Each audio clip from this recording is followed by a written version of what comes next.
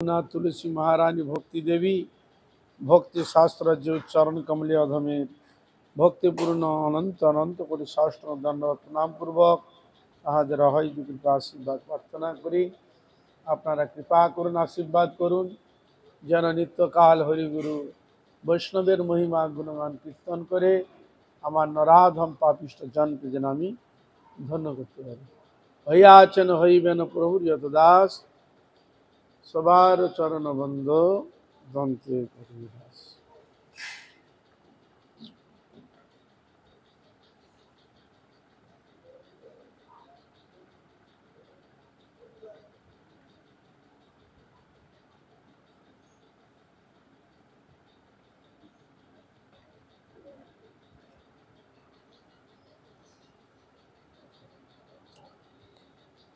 আমরা কয়েকদিন যাবৎ আগে শ্রী শ্রী গৌড়ীয় বৈষ্ণব তীর্থ দর্শন নামক গ্রন্থ থেকে শ্রবণ করছিলাম।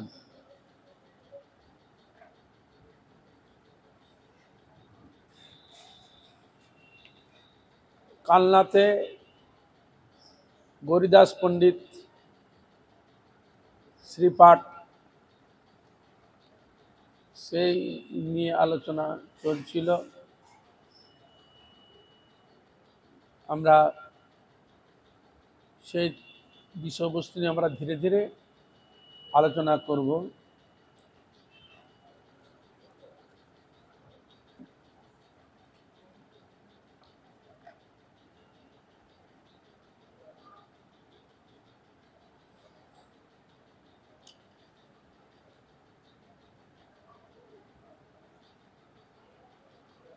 উৎসবের সময় একটু আগে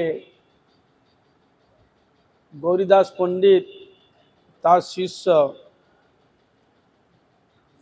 তার আগের নাম ছিল হৃদয়ানন্দ, তখন বলে আমি কিছু দিনের জন্য যাচ্ছি, সবাই তো এসেছে, আমি ঠিক টাইমে এসে যাব।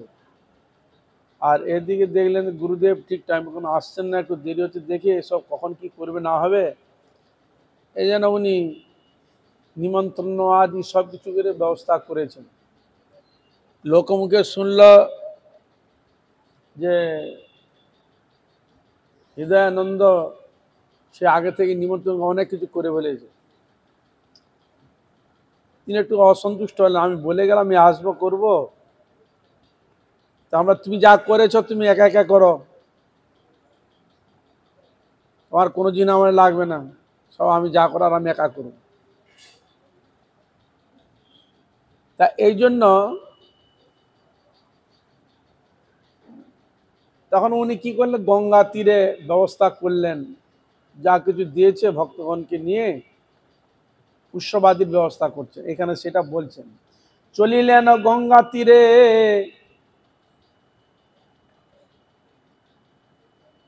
সেখানে উৎসবাদি করতে আরম্ভ করেছেন, আর কীর্তন চলছে খুব, মানে প্রচুর লোক আনন্দের সহিত কীর্তন চলছে।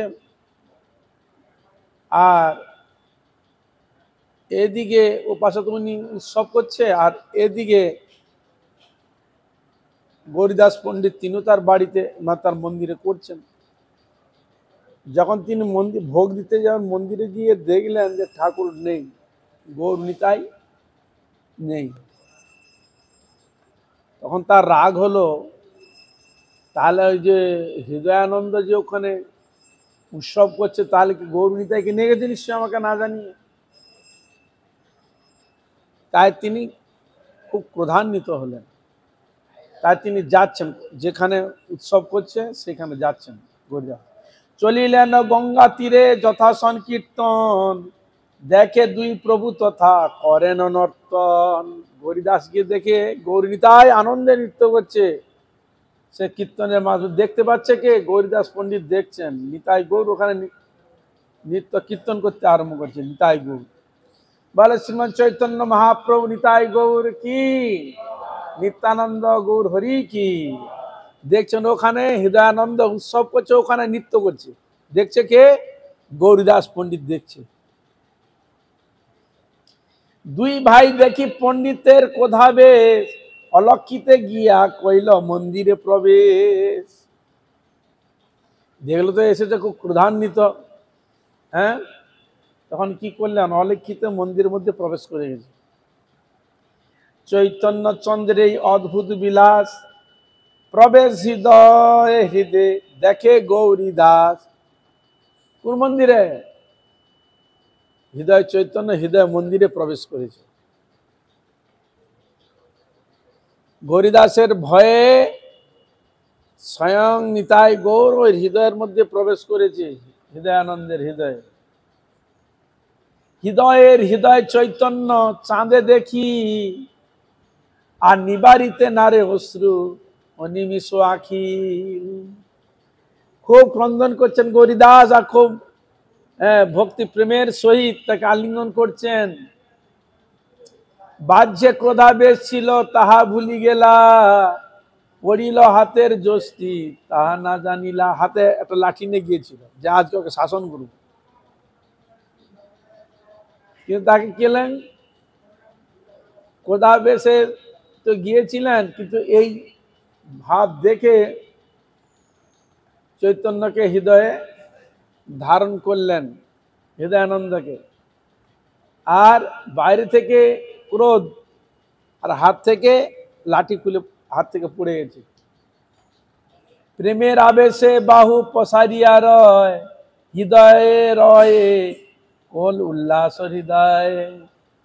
হৃদয় চৈতন্য হৃদয় ধারণ করলেন, আর খুব আনন্দ উল্লাস ভাবে বিভাবিত হয়ে গেলেন। হৃদয়ের প্রতি কহে তুই ধন্য ধন্য, আজ হইতে তোর নাম হৃদয় চৈতন্য। হৃদয় তুই ধন্য ধন্য ধন্য, তোর নাম আগে চলে হৃদয়ানন্দ। তোর হৃদয়ে স্বয়ং গৌর হরি বিরাজমান, আজ থেকে তোর নাম হৃদয় চৈতন্য।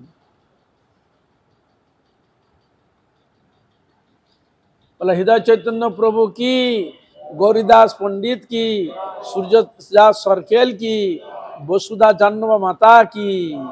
ওইটা আবার ওখানে ওনার ভাইয়ের মেয়েকে বিবাহ করেছে নিত্যানন্দ প্রভু। হ্যাঁ, কালনা, এই কালনারই আলোচনা চলছে। এরপর বৈষ্ণবগণের হরিধ্বনিতে মুখরিত হইতে থাকলো উৎসব প্রাঙ্গণ, আর খুব আনন্দে উৎসব। তখন এক হয়ে গেল, গুরু শিষ্য এক হয়ে গেলেন। শিষ্য উভয় মিলে উৎসব সমাপন করলেন। গুরুদেব হৃদয় চৈতন্যকে মন্দিরে সমস্ত সেবার ভার অর্পণ করলেন, আর সেই দিন থেকে হৃদয় চৈতন্য সব সেবার ভার অর্পণ করেছিল গৌরীদাস পণ্ডিত। বাণীনাথের পুত্র ও শ্রী গদাধর পণ্ডিতের ভাতুষপুত্র হৃদয়ানন্দ। এখানে হৃদয়ানন্দের পরিচয় দিচ্ছেন। ইনি হচ্ছেন বাণীনাথের পুত্র, মহাপ্রভুর পার্ষদ ছিলেন, নাম ছিল বাণীনাথ, তার হচ্ছে পুত্র। আর গদাধর পণ্ডিতের ভাতুষপুত্র হলো হৃদয়ানন্দ। শ্রী গৌরীদাস পণ্ডিত হৃদয়ানন্দকে গদাধর পণ্ডিতের নিকট প্রার্থনা করে অম্বিকা কালনায় গৌর নিত্যানন্দ সেবায় নিযুক্ত করেন। গৌরীদাস পণ্ডিত হৃদয়ানন্দকে গদাধর পণ্ডিতের নিকট থেকে নিয়ে আসে, তাকে অম্বিকা কালনায় গৌর নিত্যানন্দের সেবায় নিযুক্ত করেন। ইনি প্রসিদ্ধ বৈষ্ণবাচার্য শ্যামানন্দ প্রভুর দীক্ষাগুরু, শ্যামানন্দ প্রভুর দীক্ষাগুরু। হ্যাঁ,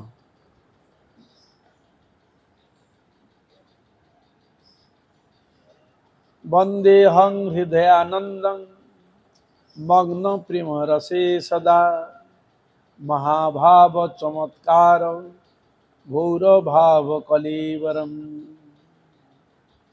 যে হৃদয়ানন্দ প্রেম রসে মগ্ন গৌর হরিকে হৃদয়ে ধারণ করেছিলেন, সে মহাভাব স্বরূপ চমৎকার গৌরভাব কলেবর সেই হৃদয়ানন্দকে আমি নমস্কার।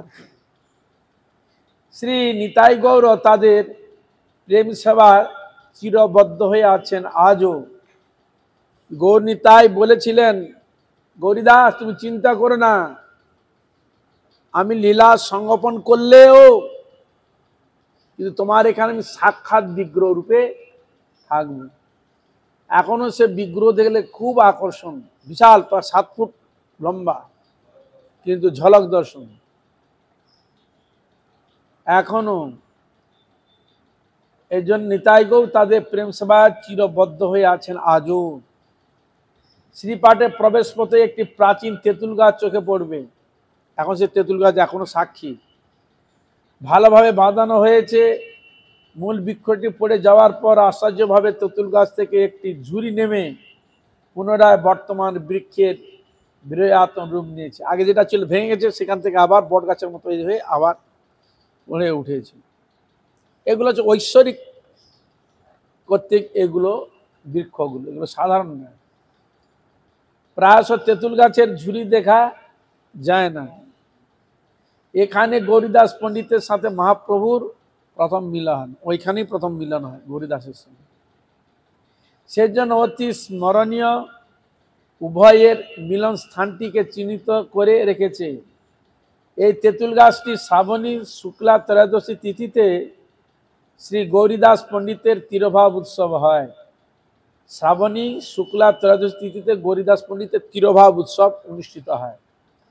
গৌরীদাস পণ্ডিতের পাশেই পশ্চিম দিকে আছে সূর্যদাস পণ্ডিতের শ্রীপাঠ, ওই পাশে একটু গেলে সেখানে এক দৃশ্যমান বেদিতে নিত্যানন্দ প্রভুর সাথে সূর্যদাস কন্যা বসুদা জাহ্নবীর বিবাহ হয়েছিল। ভক্তি রত্নাকর মতে শালিগ্রামে বিবাহ হয়েছিল বলে জানা যায়। ভক্তি রত্নাকর যে গ্রন্থ রয়েছে, সে গ্রন্থের মধ্যে বর্ণন দিচ্ছে যে জাহ্নবী বসুদা যে বিবাহ হয়েছিল শালিগ্রামে জানা যায়। শ্রীপাঠ থেকে কালনা বাজার পার হলে দর্শন করা যাবে সিদ্ধ শ্রী ভগবান দাস বাবার আশ্রম। ভগবান দাস সিদ্ধবাদ ভগবান দাস বাজের আশ্রমে রয়েছে। ওখানে পাতাল গঙ্গা রয়েছে।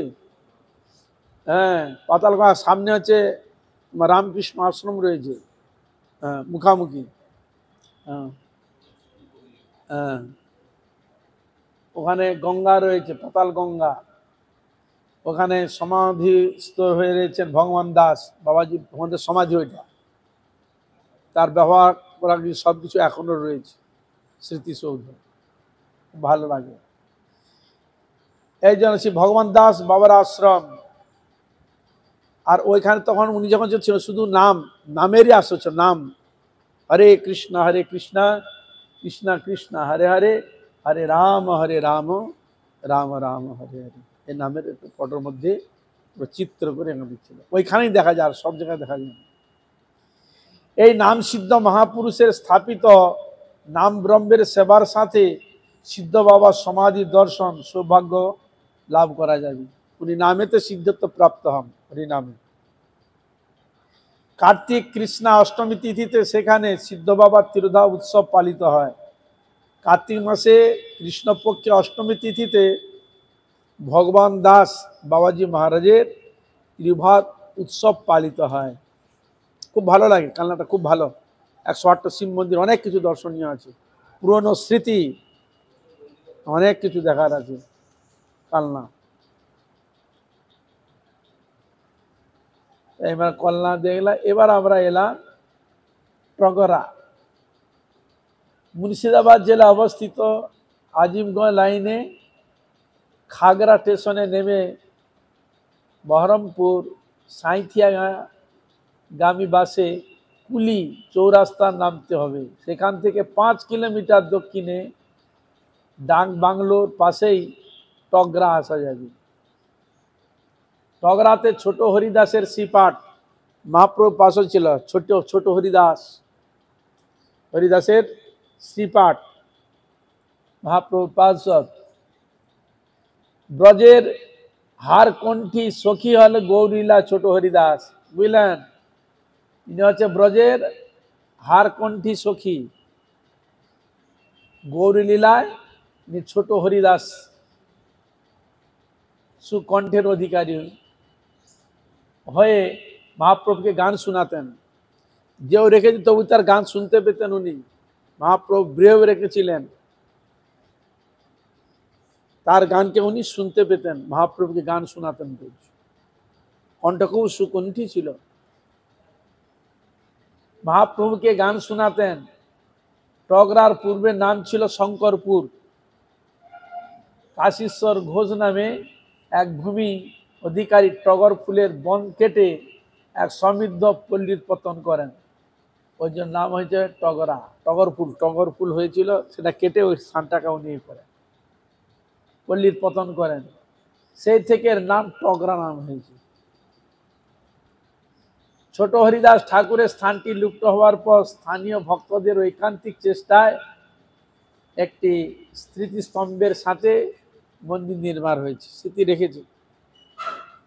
এখন ঠাকুর বলে লোক পরিচিত, ওখানে ঠাকুর বাড়ি বললে নিয়ে চলে যাবে। ছোট হরিদাস বর্জন লীলা মহাপ্রভু লীলাচল লীলার মধ্যে এক বিশেষ শিক্ষণীয় লীলা।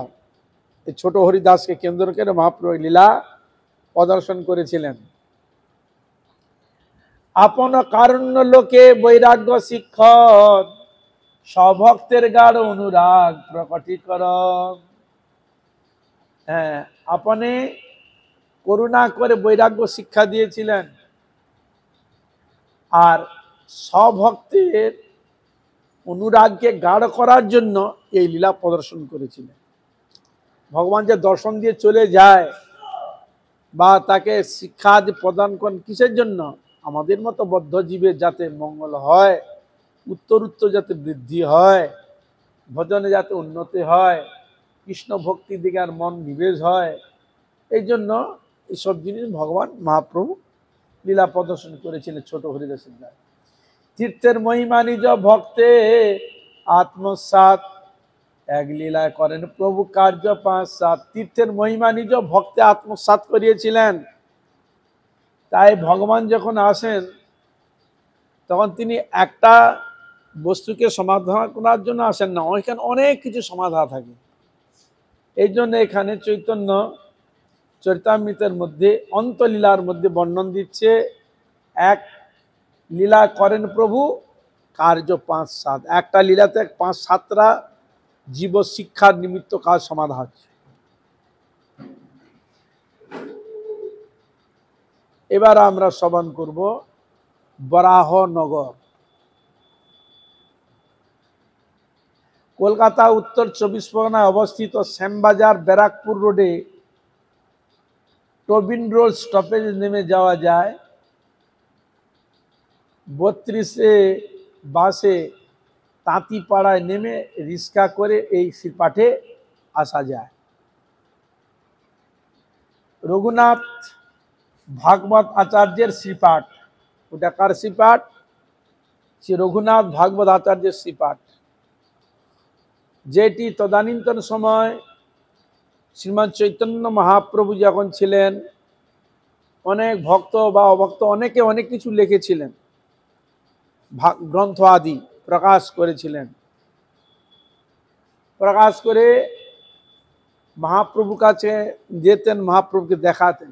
মহাপ্রভু যে অনুমতি দেয়, ঠিক আছে, তাহলে সকলে সেটা গ্রহণ করতেন। তাই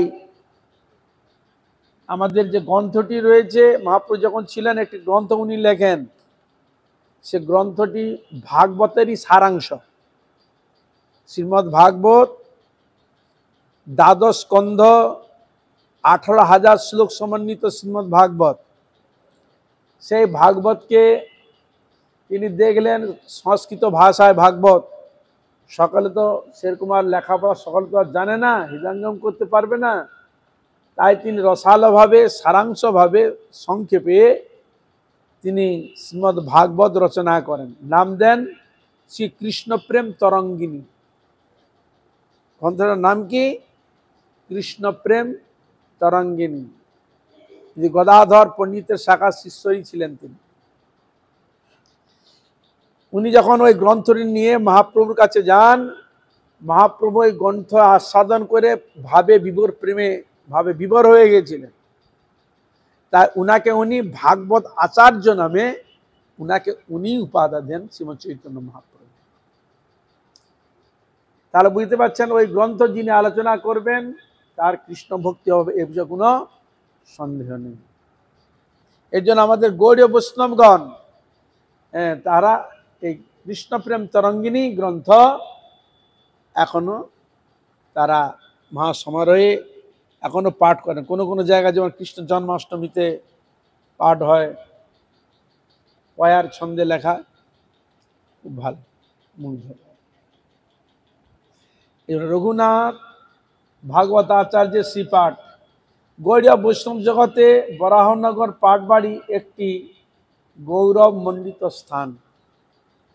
গৌড়ীয় বৈষ্ণবের পরিচয় প্রদানের জন্য এটি একটি অতুলনীয় কীর্তি ও কীর্তিস্তম্ভ। ভাগবতের প্রাণপুরুষ শ্রী গৌরাঙ্গ মহাপ্রভু লীলাপুত ও পাদপুত এই স্থান, মহাপ্রভু লীলা চরণস্থিত স্থান। শ্রী নিতাই গত প্রাণ প্রাতঃস্মরণীয় মহাপুরুষ রামদাস বাজি মহাশয় লীলা নিকেতন বহু শাখায় বিস্তৃত, ওখানে রয়েছে। রামদাস বাবাজির শিষ্য আদিতার দ্বারা ওখানে রয়েছে। বটবৃক্ষ যেমন পক্ষীকুলের একমাত্র আশ্রয়স্থল, জনবহুল মহানগরীর বুকে পাঠবাড়ি ও সংসার মরুচারী পথিকের কাছে একমাত্র আশ্রয়স্থল বলে বর্ণন করছে। মন্দিরের শোভমান নিতাই গৌর, ওখানে নিতাই গৌর রয়েছেন। বিগ্রহ অবশ্যই কিছুক্ষণের জন্য মনকে বিবশ করে রাখবে। অতিথি আপ্যায়ন সেবা সুচারুতা লক্ষ্য করার মতো। গৌড়ীয় বৈষ্ণবের অতি প্রাচীন তত্ত্ব সংগ্রহে নির্মাণ করা হয়েছে শ্রী গৌরাঙ্গ গ্রন্থ মন্দির, এটি করেছেন ওখানে। শ্রী ভাগবত আচার্যের সমাধি মন্দির দর্শন, ওখানে ভাগবত আচার্যের সমাধি রয়েছে। অভিধানে বরাহনগর সম্বন্ধে প্রকাশ যে অভিধানে বলছেন কি, কলকাতা বাগবাজার নিবাসী ভক্তবর কালীপদ চক্রবর্তী ও পরাণ চক্রবর্তী নামক দুই ভাইয়ের প্রতি আদেশ হয়। বুঝলেন, ওনারা থাকতেন কলকাতা বাগবাজার। কালীপদ চক্রবর্তী এবং পরাণ চক্রবর্তী, এরা দুই ভাই। এই দুই ভাইয়ের প্রতি আদেশ হয়, ঘি পুষ্করিণীর পূর্ব দিকে ভাগবত আচার্যের শ্রীপাঠ আছে। ওদিকে আদেশ হয় যেখানে ঘি পুষ্করিণী রয়েছে, ঘি পুষ্করিণী, আর পাশের পূর্ব দিকে ভাগবত আচার্যের শ্রীপাঠ আছে। তথায় তোমরা গমন করো এবং যে স্থানের মৃত্তিকা খনন করতে সাপ বের হবে সেটি আচার্যের সমাধি বলে জানবি। ওখানে বলে দিয়েছিল, ওখানে মাটি খুঁড়লে যদি সাপ বেরো যেন ওইটাই ভাগবত আচার্যের সমাধিস্থল। এইভাবে নির্মিত হয়েছে। তথায় মন্দির নির্মাণ করে দেবে এবং আগামী মাঘী পূর্ণিমার দিন গৌর নিত্যানন্দ বিগ্রহ প্রতিষ্ঠা করে মহোৎসব করবে। তাই ওখানে গৌর নিত্যানন্দ প্রভুর বিগ্রহ প্রতিষ্ঠা করে, মন্দির প্রতিষ্ঠা করে সেখানে সভাপতি স্থাপন করে। এই আদেশের পর লুপ্ত শ্রীপাঠ উদ্ধার পেয়েছেন ইংরাজি 17/2/1928 তারিখে, 1334 বাংলা 4ঠা চৈত্র শনিবারে শতামধন্য রামদাস বাবাজি মহারাজের হাতে আসে, ওনার হাতে আসে এই সভাটা। মহাপ্রভু বৃন্দাবন যাওয়ার উদ্দেশ্যে কানাইয়ের নাটশালা পর্যন্ত গিয়ে বৃন্দাবন যাত্রা ভঙ্গ করেন। মহাপ্রভু তিনি বৃন্দাবন যাওয়ার জন্য গিয়েছিলেন নাটশালা, কানাই নাটশালা, ওটা আছে আপনার মালদা, গঙ্গা ধারে ধারে যাচ্ছে। মহাপ্রভু বৃন্দাবন যাওয়ার উদ্দেশ্যে কানাই নাটশালা পর্যন্ত গিয়ে বৃন্দাবন যাত্রা ভঙ্গ করেন। আর কানাই নাটশালা পর্যন্ত গিয়ে আর যায়নি মহাপ্রভু, সেখান থেকে প্রত্যাবর্তন করেন, ওইখান থেকে চলে আসেন। এসে কোথায় আসেন না, পথে পানিহাটি রাঘব ভবন থেকে এই স্থানে রঘুনাথ বিপ্রের ঘরে শুভ পদার্পণ করেন মহাপ্রভু। তবে প্রভু আইলেন বরাহনগরে মহাভাগ্যবন্ত এক ব্রাহ্মণের ঘরে। সেই বিপ্র বড় সুশিক্ষিত ভাগবতে, প্রভু দেখি ভাগবত লাগিলা পড়িতে। ওই ভাগবত বাড়িতে এসেছে, হ্যাঁ, সে ভাগবত তিনি পড়ছেন। শুনিয়া তাহান ভক্তি যোগের পঠন, আবিষ্ট হইলা গৌরচন্দ্র নারায়ণ। ভাগবত শুনে তিনি ভাবাবিষ্ট হয়ে গেছিলেন মহাপ্রভু। বল বল বলে প্রভু শ্রী গৌরাঙ্গ রায়, হুঙ্কার গর্জন প্রভু কর এ সদা। বলে বল বল বল, আরো বল, আরো বল, আরো পড়ো, আরো পড়ো। এই বলে মহাপ্রভু হুঙ্কার দিতে লাগলেন। সেই বিপ্র পড়ে পরানন্দে মগ্ন হইয়া, আর প্রভু করেন নিত্য বাহ্য পাশরিয়া। উনিও ভাবে বিভোর হয়ে পড়ছেন, আর ইনি ভাবে নৃত্য করতে আরম্ভ করছেন মহাপ্রভু। ভক্তির মহিমা শ্লোক শুনিতে শুনিতে, পুনঃ পুনঃ আছাড় পড়েন পৃথিবীতে। ভক্তির মহিমা বর্ণন হচ্ছে, তো তাই ভক্তির জিনিসটা আছে। মহাপ্রভু যেন সাক্ষাৎ কৃষ্ণের সান্নিধ্যে সেই জিনিসগুলোকে তিনি দেখছেন, আস্বাদন করছেন, আর আছাড় খাচ্ছেন। কিভাবে এলো না, রাধা ভাবে বিভাবিত মহাপ্রভু আছাড় খাচ্ছেন। হেন সে করেন প্রভু প্রেমেরও প্রকাশ, আছাড় দেখিতে সর্ব লোকে পায় ত্রাস। এমন আছাড় খাচ্ছে যেন মহাপ্রভু কত লাগে, তাই অনেকে দুঃখ পাচ্ছে, কষ্ট অনুভব হচ্ছে ভক্ত। এই মতো রাত্রি 3 প্রহর অবধি, রাত্রি 3 রাত্রি প্রহর অবধি ভাগবত শুনিয়া নাচিয়া গুণনিধি। 3 রাত্রি ভাগবত কথা শ্রবণ করেছেন কৃষ্ণ প্রেম তরঙ্গিনী। বাহ্য পাই বসিলেন শ্রী শচীনন্দন, সন্তোষে দ্বিজেরে করিলেন আলিঙ্গন। খুব আনন্দ দিয়েছ ভাগবত, তাকে আলিঙ্গন করলেন মহাপ্রভু। প্রভু বলে ভাগবত এমতো পড়িতে, কবু নাই শুনি আর কাহারও মুখিতে। তুমি এত সুন্দর ভাগবত আস্বাদন করাচ্ছ, এরকম শুনি নাই কারো কাছে। সত্যি একবার পুরো ভক্তির রসাল মিশান ওই ভাগবতের মধ্যে। ভক্তির ভাব এক রসাল, সংক্ষেপে কিন্তু রসে ভর্তি। এই জন্য মহাপ্রভু বলছে, এত তোমার নাম ভাগবত আচার্য, ইহা বিনার কোন নাই করিহ কার্য। এই ভাগবত ছাড়া আর অন্য কোনো কার্য করবে না, মহাপ্রভু বলে গেলেন।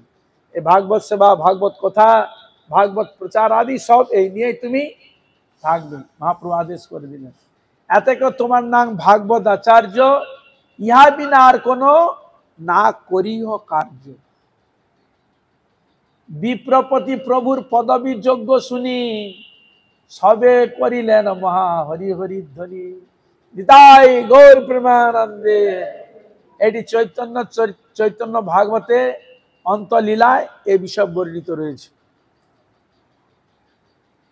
মহাপ্রভু দেখিয়া, আচ্ছা, মহাপ্রভু দেওয়া উপাধিতে তিনি ভাগবত আচার্য নামে পরিচিত হন।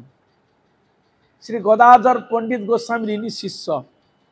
শ্রী ভাগবত আচার্য মহাপ্রভুকে কেবল ভাগবত শুনিয়ে আতিথ্য সৎকার করেন, ভাগবত কথা শ্রবণ করিয়া আতিথ্য সৎকার করেন। কৃষ্ণপ্রেম তরঙ্গিনী গ্রন্থ ভাগবতের সরল সহজ অনুবাদ পদ্ম ছন্দে লিখিত হয়। এটি ভাগবত আচার্যের অতুলনীয় কীর্তি। নির্মিতা পুস্তিকা যেন কৃষ্ণ প্রেম তরঙ্গিনী, শ্রীমদ ভাগবত আচার্য গৌরাঙ্গ অন্তবল্লভ। গৌর গণদেশ দীপিকায় বলছেন, যিনি কৃষ্ণ প্রেম তরঙ্গিনী গ্রন্থ নির্মাণ করেছেন, তিনি গৌরাঙ্গের অতি প্রিয় পাত্র, ভাগবত আচার্য নামে পরিচিত, অত্যন্ত প্রিয় পাত্র। এবার আমরা শ্রবণ করব খড়দা।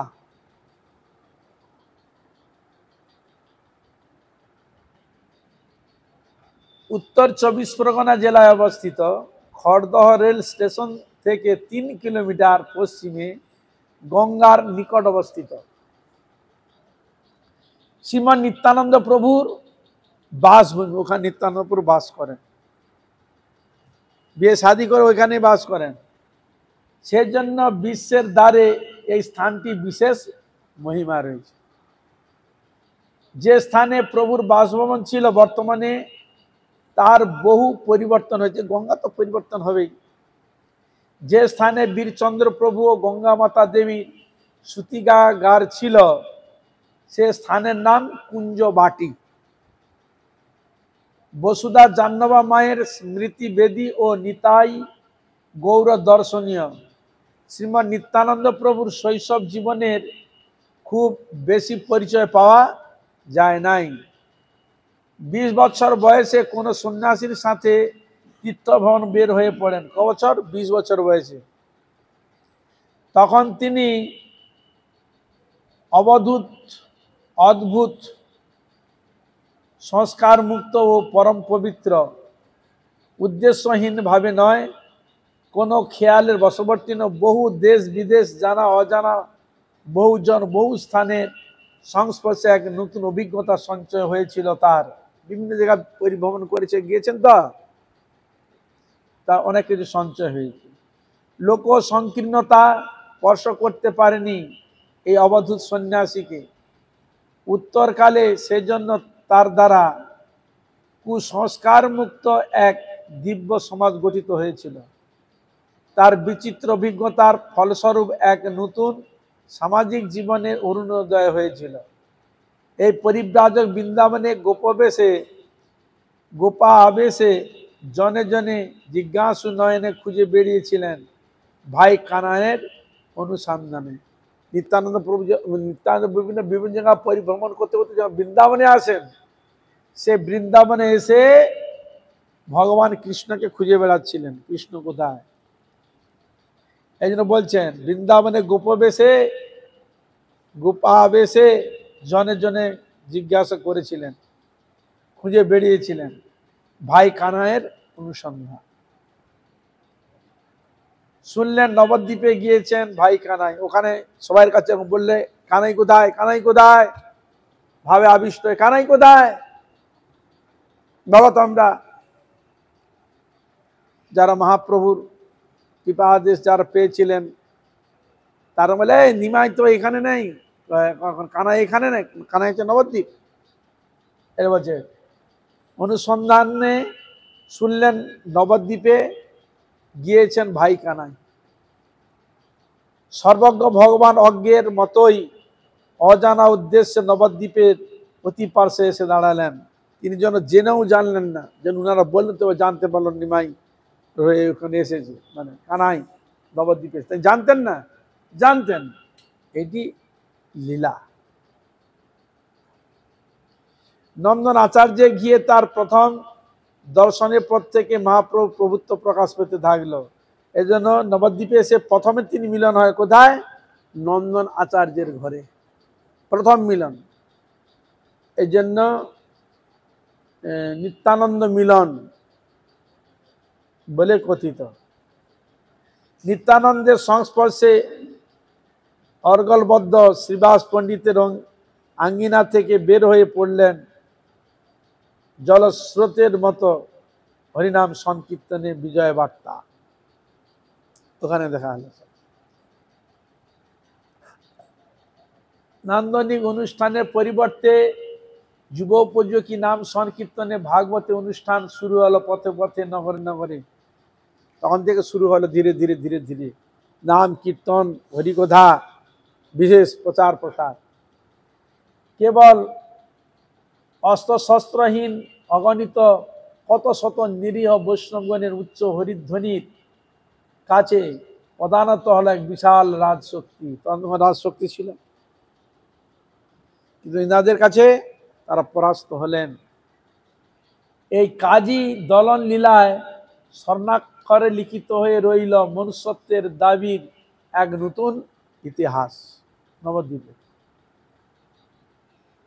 জনশক্তি যে কত বড় শক্তি, এই গণতন্ত্রের মূল মন্ত্রে মন্ত্রদাতাই হলেন প্রভু নিত্যানন্দ। এরপর তারক ব্রহ্ম নাম সংকীর্তন নামে পরিচিত লাভ করে। ওই নাম পরে নাম হয় কি নাম? তারক ব্রহ্ম নাম। হরে কৃষ্ণ কৃষ্ণ কৃষ্ণ হরে হরে হরে রাম রাম। এই নামকে তারক ব্রহ্ম বলেন, এই নামকে বলে মহামন্ত্র। এই নামে কীর্তন এখন গণসংকীর্তন ও পথ সংকীর্তনে পরিণত হলো। জাতি ধর্ম নির্বিশেষে এই মানসিক আলো অনুভব করে না এমন মানুষ বিরল। মধ্যযুগের এটাই প্রথম জাতীয় সঙ্গীত। মহাপ্রভু সকলকে বর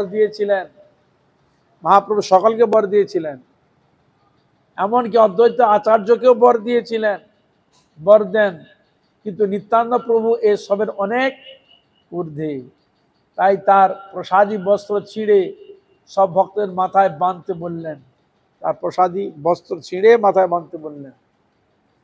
আর তার পাদোদক সব ভক্তদের পান করালেন। করিলেই মাত্র এই পাদোদক পান, কৃষ্ণে দৃঢ় ভক্তি হয় ইথে নাহি আন। তাহলে পাদোদক পান করালে সকলে কৃষ্ণ ভক্তি প্রেমে গদগদ হয়ে যায়। তিনি রঘুনাথ দাসের অদ্ভুত অপরাধের অদ্ভুত দণ্ড দেন। এই যে রঘুনাথ দাস গোস্বামী, রঘুনাথের যে আদি সপ্তক গ্রাম ব্যান্ডেল কাছে যে রয়েছে, ওইখানে লীলা হয়, যেটাকে বলা হয় পানিহাটি দণ্ড মহোৎসব, চিরা মহোৎসব যেখানে হয়, এটা নিত্যানন্দ প্রভু লীলা সেখানে প্রদর্শন করেছিলেন। রঘুনাথ দাস গোস্বামীকে কৃপা করেছিলেন। দণ্ড কোনটি উৎসবে পরিণত হয় না? দণ্ড শুনে সকলে সজাগ সতর্ক থাকে, বারান্তরে যেন এরূপ না হয়। কিন্তু এই দণ্ডের স্মৃতিস্বরূপ এক মহান উৎসব আজও পালিত হয়, দণ্ড মহা উৎসব নামে। পানিহাটিতে তিনি কাকয়েকেও হাত দিয়ে কৃপা করেননি, মাথায় দুটি চরণ দিয়ে নির্ভয় কৃপা করেছেন। মাথায় চরণ দিয়েছিলেন রঘুনাথ দাস রঘুনাথ সেন শিবানন্দ তার প্রমাণ। কার মস্তকে দিয়েছিলেন চরণ নিত্যানন্দ প্রভু? বলছেন রঘুনাথ দাস গোস্বামী, আর ছিল শিবানন্দ সেন। অতি গুড় নিত্যানন্দ এই অবতারে, চৈতন্য জানালে তারে কে জানিতে পারে। এই শব্দটি ওখানে সংযোজন রয়েছে। বলছেন নিত্যানন্দের কৃপা না হলে মহাপ্রভুকে জানা যাবে না, আর মহাপ্রভুকে না জানলে নিত্যানন্দকেও জানা যাবে না। এখানে বলছেন অতি গুড় নিত্যানন্দ এই অবতারে, চৈতন্য না জানালে তারে কে জানিতে পারে।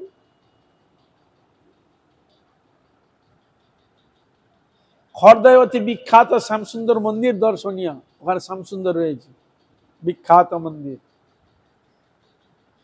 বীরচন্দ্র প্রভুর স্থাপিত শ্রী রাধা শ্যামসুন্দর নিত্যানন্দ প্রভুর বক্ষস্থিত অন্তশিলা, এখানে বলছেন স্থাপন করেছেন বীরচন্দ্র প্রভু, নিত্যানন্দ প্রভুর বক্ষস্থিত অন্তশিলা। মকরতময় নীলকণ্ঠ শিব, আর কি যে নীলকণ্ঠ শিবজি রয়েছে, এবং মস্তকে অবস্থিত ত্রিপুরা সুন্দরী যন্ত্রের সাথে বিরাজমান নিত্যানন্দ প্রভুর হাতের লাঠি। নিত্যানন্দ প্রভুর হাতে যে লাঠি ছিল ওখানে আছে। নীলকণ্ঠ শিব, নিত্যানন্দ প্রভু হাতের লাঠি। একখানি প্রাচীন শ্রীমদ্ ভাগবত পুঁথি আছে, ভাগবত পুঁথি প্রাচীন। কে বলে এটি নিত্যানন্দ প্রভুর হস্তলিখিত, কে বলে ভাগবতী নিত্যানন্দ প্রভুর হস্তলিখিত, কেউ বলেন বীরচন্দ্র প্রভুর হস্তলিখিত। এ বিষয়ে দ্বিমত আছে। মন্দিরের সামনেই সুবিস্তৃত নাট মন্দির, আপনারা গিয়েছেন ওখানে?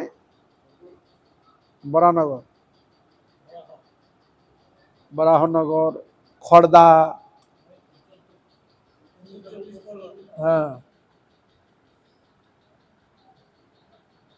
1651 খ্রিস্টাব্দে নতুন মন্দির প্রথমে অতি সামান্য ব্যয় নির্মাণ করেন শ্রী রাধা দত্ত। বেশ কিছু বৎসরের মধ্যে বিধ্বস্ত হয়ে পড়ে। বীরচন্দ্র প্রভুর ষষ্ঠ অধস্তন শ্রী হরিরাম গোস্বামী, স্ত্রী শ্রীমতী পট্টেশ্বরী মাতা গোস্বামী, এর পুত্র লাল বিহারী গোস্বামী নবাব কর্তৃক বন্দী হন এবং 1,00,000 টাকার পরিবর্তে নবাব তাতে মুক্ত করতে চাইলে মাতা গোস্বামিনী শিষ্যগণের নিকট হইতে 1,00,000 টাকা সংগ্রহ করে নবাবের নিকট পাঠান, যে 1,00,000 টাকা দিতে হবে তবে ছাড়ব।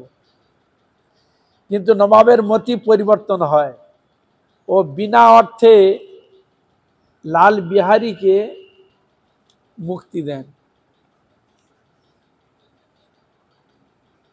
মাতা গোস্বামিনী উক্ত টাকা শিষ্যদের ফিরিয়ে দিতে চাইলে তারা নিতে চায়, বলে আমি যে টাকা ছাড়তে নিয়ে গেছি তো টাকা যেন কেউ নেই, তোমার টাকা ফেরত নাও।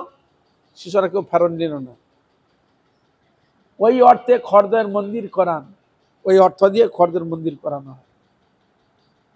1751 খ্রিস্টাব্দে শিল্পী রামভদ্র বৈষ্ণব অভিধান এটি বর্ণিত রয়েছে। খড়দহ নাম সম্বন্ধে কয়েকটি জনশ্রুতি আজও লোকমুখে প্রচলিত। খড়দহ নাম কেন হলো, জনশ্রুতিতে কি রয়েছে সে বিষয়ে একটু বলছেন। সে নিত্যানন্দ প্রভু সূর্যদাস সরকেলের 2 কন্যা বসুধা আর জাহ্নবী দেবীকে বিবাহ করেন নিত্যানন্দ প্রভু। এই খড়দহে আসেন। গৃহিণী হলেই গৃহবতী আবশ্যক। তার স্থানীয় ভূস্বামীর অনুসন্ধান করে শুনলেন তিনি গঙ্গা তীরে আছেন। ভূস্বামীর কথা শুনতে দেখলেন তো গঙ্গা তীরেই আছে। প্রভু সেখানে উপস্থিত হয়ে বসবাসের জন্য ভূস্বামীর কাছে সামান্য 1 খণ্ড ব্রহ্মোত্তর ভূখণ্ড প্রার্থনা করলেন। জায়গা চাইলেন, এক ঘর বাঁধবে, একটা জায়গা দেন, প্রার্থনা করলেন। জমিদার ভূমিদান তো করলেন না, বরং তাচ্ছিল্যে ভরে বললেন, অবধ হয়ে বিয়ে যখন করতে পেরেছ তখন গঙ্গা গর্ভে ভদ্রাসনটি নিশ্চয় নির্মাণ করতে পারবে। বুঝলেন, বলে তুমি যখন অবধূত বিয়ে করেছ তুমি নিশ্চয়ই গঙ্গা গর্ভে নিশ্চয়ই বাড়ি বানাতে পারবে। সে সময় এক আঁঠি খড়ের সাহায্যে হুকোয় অগ্নিসংযোগে ব্যাপৃত ছিল তার অনুচর। মানে হুকা খাচ্ছিল, হুকা টানলে যে উপরে আগুন বেরে না, খড়টাকে নিয়ে ওই আগুনের মধ্যে দিয়ে যে টান দিচ্ছে জ্বলে উঠেছে খড়টা। হুকা অগ্নি সংযোগে ব্যাপৃত ছিল তার অনুচর। তৎক্ষণাৎ তার হাত থেকে জ্বলন্ত খড়ের আঁটিটা কেড়ে নিয়ে গঙ্গায় নিক্ষেপ করে দিলেন। জ্বলছিল, নিয়ে সঙ্গে সঙ্গে গঙ্গায় ছুড়ে দিয়েছে। নিক্ষেপ করে বললেন, ঠিক ওইখানে ওই জলের মধ্যে প্রভু বললেন তথাস্তু, মানে ঘর ওই যে জল ছুটে যাচ্ছে তো, বলে ওইখানে ঘর কর। তখন ঠিক আছে তথাস্তু, তুমি যখন বলছো ওইখানে, তখন আগে তো জমিদার তো ছিল, তথাস্তু তাই হবে বলে কুটির নির্মাণে আয়োজন করতে থাকলেন। সঙ্গে সঙ্গে দেখা গেল একটা চর জেগে উঠে মূল ভূখণ্ডের সাথে যুক্ত হয়ে গেল, একটা চর হয়ে গেল, চর পড়ে গেছে। নিত্যানন্দ তাই হবে দিয়েছে, তাই হবে, জায়গা তো দিয়েছ আমাকে। নিত্যানন্দের ইচ্ছা হয়ে গেল চর। আর খড় দিয়ে ভূখণ্ড প্রাপ্তির পর থেকে এই গ্রামের নাম হয়েছে খড়দহ। বুঝা গেল, ওই খড়ে আগুন লাগিয়ে ফেলে দিয়েছিল, সেদিকে নাম হচ্ছে খড়দা। ওটা হলো এক।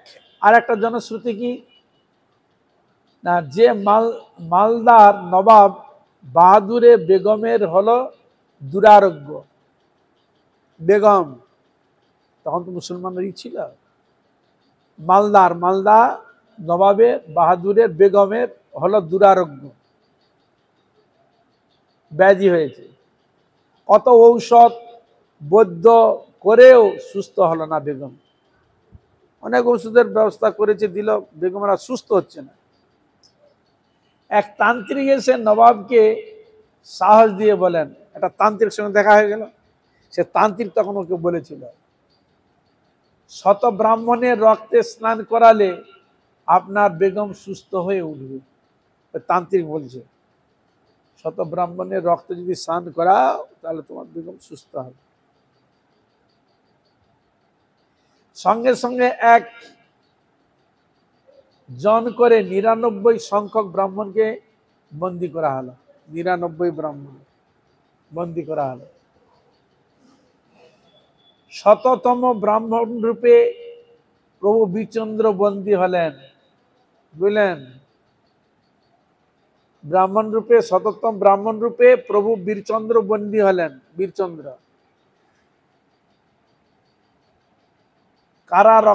কারা কক্ষে ব্রাহ্মণদের দুর্দশা দেখে তাদের প্রভু বললেন, কারা মধ্যে ঢুকিয়েছে তো, আপনারা হরিনাম করুন, উপদেশ দিচ্ছেন, আপনারা হরিনাম করুন, তাতে মুক্ত হবেন শীঘ্র।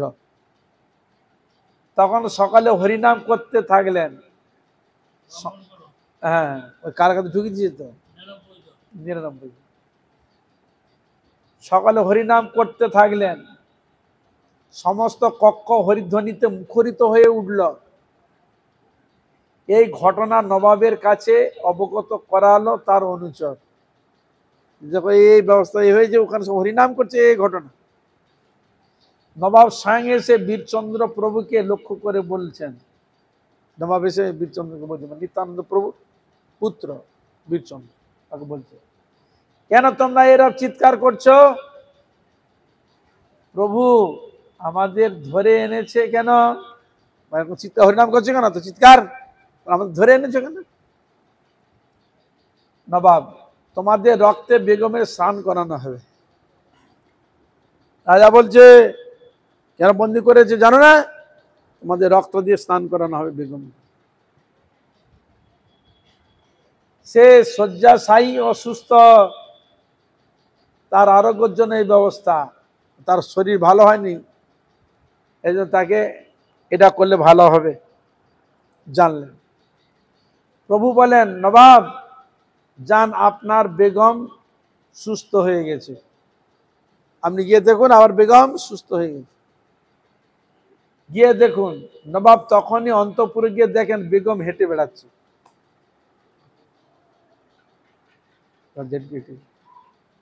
বেগমের সম্পূর্ণ সুস্থতা দেখে অত্যাশ্চর্য হয়ে বীরচন্দ্র প্রভুর পায়ে পড়ে সে অপরাধের জন্য ক্ষমা ভিক্ষা চান।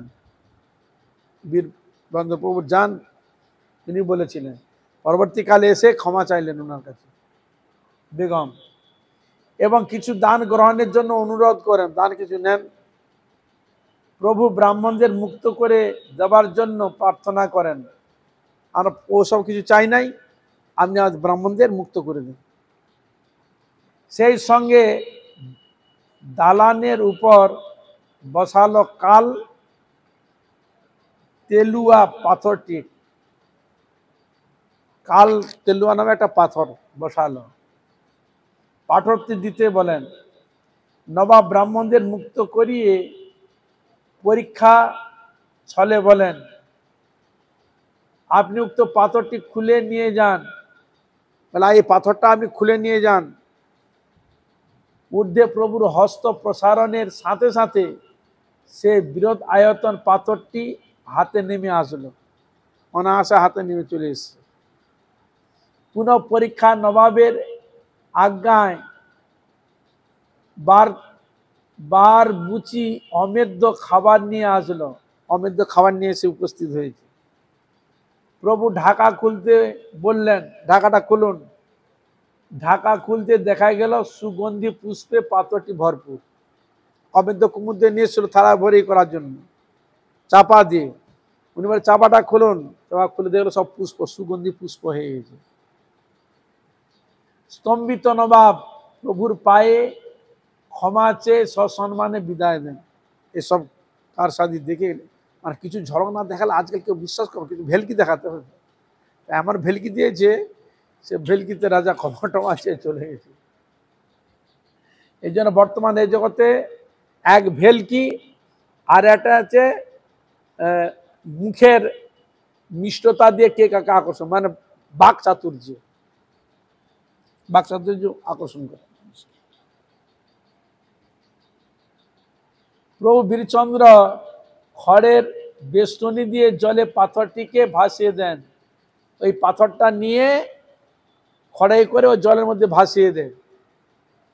পাথর ভাসতে ভাসতে এই দহে এসে উঠে, ওই পাথরটা ভাসতে ভাসতে ওই যেখানে খড়ের ইটা চর আছে ওখানে উঠে আসে, সে থেকে এ এলাকার নাম হয় খড়দহ। এরূপ জনশ্রুতি একদিন ইতিহাসে পরিণত হয়। পরে শ্রদ্ধার সাথে পাতা উল্টালে ঘটনাতে ধীরে ধীরে বিশ্বাস উৎপন্ন হয়। তবুও সংশয়ের ঘোর কাটে না আমাদের, এত কিছু হয়ে তবু সংশয় যায়। যা ঘটিয়াছে তাহা সত্য নয়, যাহা রচিয়াছে তাহা সত্য বটে। কেউ বলে সত্য, কেউ বলে ঠিক না, এরকম অনেক কথা উক্তি যথাযথ বলে মনে হয়। বীরচন্দ্র প্রভুর কাছে ও সকল ব্রাহ্মণীরা দীক্ষা গ্রহণ করে, যে ব্রাহ্মণগণকে মুক্ত করেছিলেন ওনারা আবার ওনার কাছে দীক্ষা গ্রহণ করেন। প্রভু এরপর কাঁচরাপাড়া নিবাসী নয়ন ভাস্করের দ্বারা প্রথমে রাধাবল্লভ, তারপর শ্যামসুন্দর নন্দদুলার মূর্তি নির্মাণ করেন। কাঁচরাপাড়া, কাঁচরাপাড়া, এই কাঁচরাপাড়ায় একজন শিল্পীর নাম হচ্ছে নয়নানন্দ ভাস্কর, যারা এসব কাজ করতে ভাস্কর বলা হয়। ভাস্করের কাছে মূর্তি তৈরি করে। প্রথম মূর্তি হচ্ছে রাধাবল্লভ, তারপরে দ্বিতীয় মূর্তি হচ্ছে শ্যামসুন্দর, আর তৃতীয় মূর্তি হচ্ছে নন্দদুলাল। মূর্তি নির্মাণ করেন 1575 খ্রিস্টাব্দে। অদ্বৈত পুত্র শ্রী অচ্যুতানন্দ গোস্বামী দ্বারা শ্যামসুন্দর মহাভিষেক হয়। অদ্বৈত আচার্য প্রভুর পুত্র অচ্যুতানন্দ তার দ্বারা ওই শ্যামসুন্দর প্রতিষ্ঠা করে। রাধাবল্লভ শ্রীরামপুরে, রাধাবল্লভ কোথায় আছে? শ্রীরামপুরে। খড়দহে রয়েছে শ্যামসুন্দর, আর সাই বোনায় নন্দদুলাল, সাই বিয়ার জায়গা সেখানে রয়েছে নন্দদুলাল, সেবিত হচ্ছে। মাঘী পূর্ণিমায় তিন ঠাকুরের দর্শনে পুনর্জন্ম নবিদ্যতে। এই মাঘী পূর্ণিমায় তিন ঠাকুর একসঙ্গে দর্শন হয়, বলছে দর্শন করলে আর তার পুনর্জন্ম হয় না। মূর্তি নির্মাণের পর অবশিষ্ট প্রস্তর খণ্ড মন্দিরের বাইরে শিবনাথ স্কুলের পিছনে এক নাতি পরিসর মন্দিরে সেবিত হচ্ছেন। আর ঠাকুর বিগ্রহ করে আর যেটুকু পাথর অবশিষ্ট ছিল সে পাথরটা অন্য জায়গায় পূজিত হচ্ছে, নাতি দুটির কাছেই মন্দিরে সেবিত হচ্ছে। এই প্রস্তর খণ্ডের নাম ডহর কুমারী।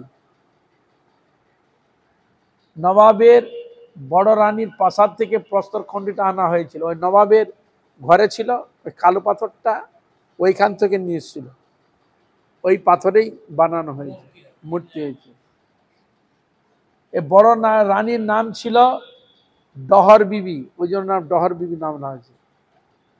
তার স্মৃতিস্বরূপ অবশিষ্ট প্রস্তর খণ্ডটির নাম ডহর কুমারী নামে পরিচিত হয় বলে গবেষকদের অভিমত। শ্রীপাঠ খড়দহে ফুল দোল, ঝুলন, জন্মাষ্টমী, রাস, অন্নকূট, দোল আনুষ্ঠানিকভাবে পালিত হয়।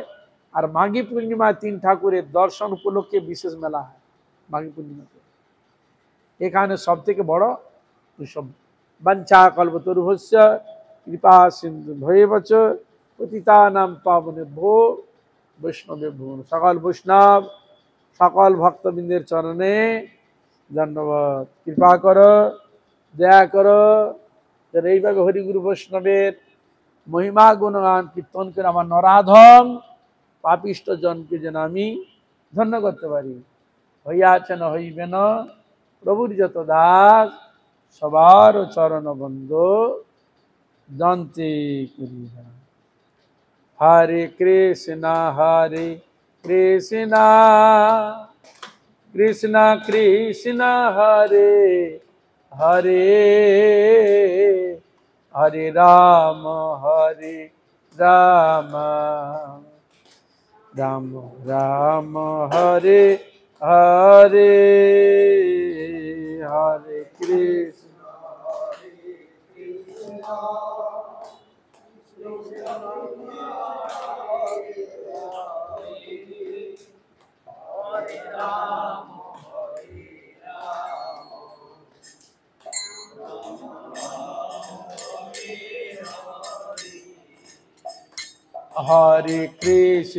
হরে Krishna Krishna Krishna Krishna Hare Hare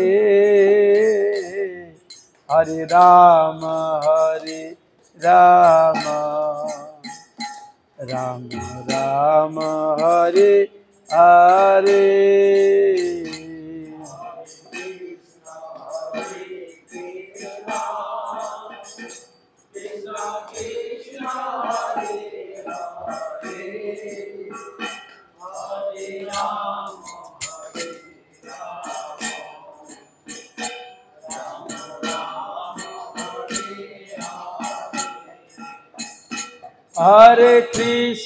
Hare Krishna Krishna Krishna Hare Hare Hare Rama Rama Rama Hare Hare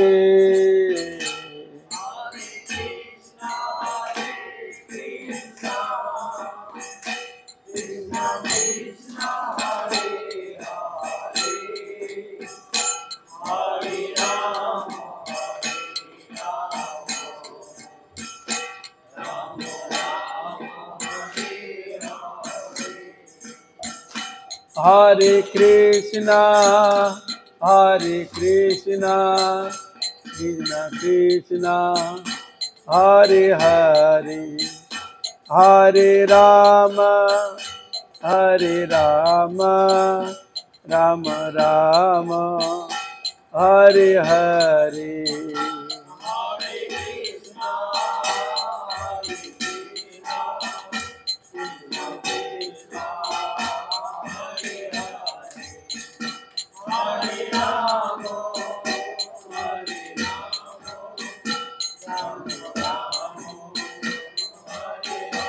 Nitai Gaur Hari Bol Hari Bol Hari Bol Hari Bol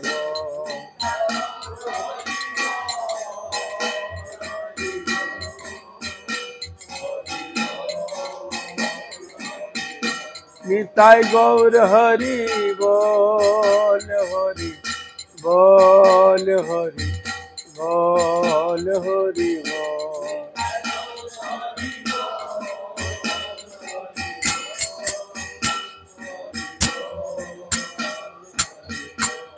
Nitai Gaur Premanande Hari Hari Jai Shri